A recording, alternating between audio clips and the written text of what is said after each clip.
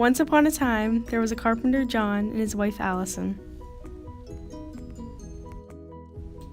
They rented out a room of their house to a young man named Nicholas. Unknown to the carpenter, Nicholas was in love with Allison.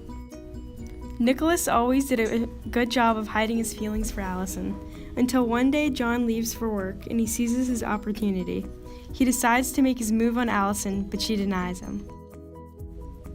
He was not willing to take no for an answer and tried harder. Eventually she fell for him too.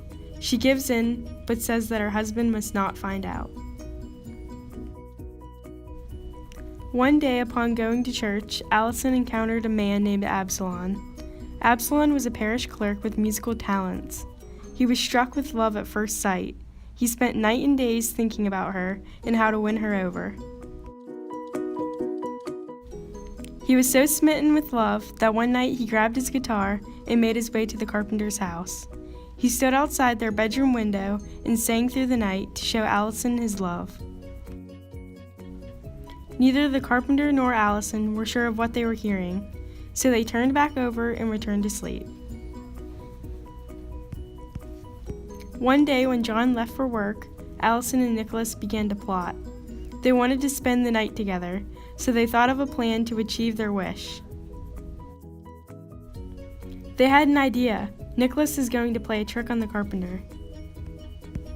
The next day, Nicholas stayed locked up in his room. He and Allison had prepared the room with enough food to keep him in there for 2 days.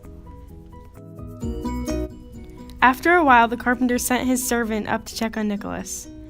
Nicholas had successfully tricked the carpenter into believing he had gone insane. Nicholas and Allison's plan was to make John believe it was the end of the world. So once John believed Nicholas was insane, he began his plan. He told John about the major flood coming. He told him that the flood was going to be worse than Noah's flood in the Bible, and that the entire world would be underwater in no time. Nicholas told John that he was the only person that could properly save them. He was told to go find 3 large tubs for them to float in, and fill them with enough food and supplies to last them for 2 days. Fearing only for his wife's safety, he rushed to set everything in place for the flood. Nicholas also told John not to tell a soul about what was happening. They were sitting silently in their tubs and not to speak to each other. They'd just pray silently and wait for the flood to hit. After John had set everything up, they got into their respective tubs and sat silently for hours. John eventually fell asleep, which easily allowed Allison and Nicholas to finally have their night alone. Meanwhile, Absalom was out with his friends and heard that the carpenter was out of town. He decided it was the perfect time to give Allison a visit. Absalom uses his kind, loving words to persuade Allison to love him. He agrees to go away if she gives him a kiss. She agrees and tells him to close his eyes. She sticks her bottom out the window, and Absalom kisses it, thinking it's her mouth. Disgusted, he runs to the nearest blacksmith's shop to get his revenge.